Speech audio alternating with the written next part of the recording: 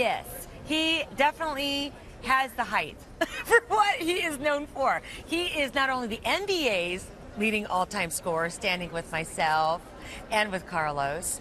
He, too, was an MVP three-time champion during the NCAA tournaments over the years. Kareem Abdul-Jabbar! There you go. With Very Carlos nice. Gentlemen, have a seat! Give him a big hand. Oh, Let's the hear crowd it. loves Yes. him.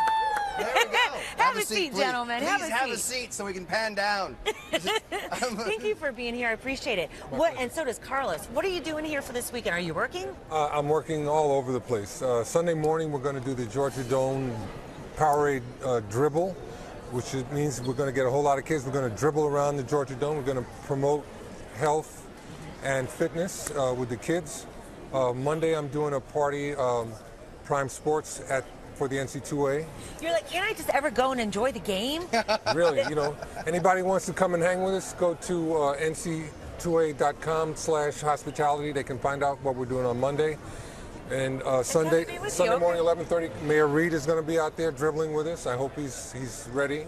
Mayor of Atlanta. Because we don't want anybody to fall down and get hurt. So, yeah, so, you know what? Do you have some tips for the players? And some of their fans are here, but they're arriving for what has to be a pressure cooker situation. Yeah. You made it to the Final Four. You've been there a number of times as the MVP 3 times back in your college days. Do you have some tips for them getting through this pressurous situation and coming out on top? The whole idea is to do what you did that got you here. Don't all of a sudden become geniuses and go off on some tangent. The things that you did that enabled you to make it to the tournament, you should stick with that. Have faith in your game plan and your preparation and go for it. Robin, do you realize we're sitting next to the NBA's all-time leading scorer? No one has scored more points in NBA history than this guy right here. And, of course, you had your jersey retired by the Lakers so many years ago. Yes. They retired Shaq's jersey the other day, but there was a big snafu, a Shaq-fu, if you will, because they put the name and number on the front of the jersey. When you heard about that, what'd you think?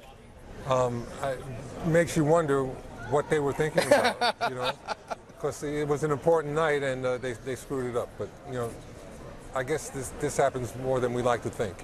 There you go. On another note, we had a big story this week come out of sports about Rutgers University and the coach being caught on tape berating his players and using words that you would never want to hear a coach use. And so he's now not the coach of Rutgers University. Did you have an opinion about that? Did you have any experience with a coaching situation ever where it would look strange to the outside world if people saw how they coached? Well, I was very disappointed with what the Rutgers coach did because college coaches are supposed to be educators. And what was he teaching the kids that were in his charge? What were they learning from that experience, being abused like that?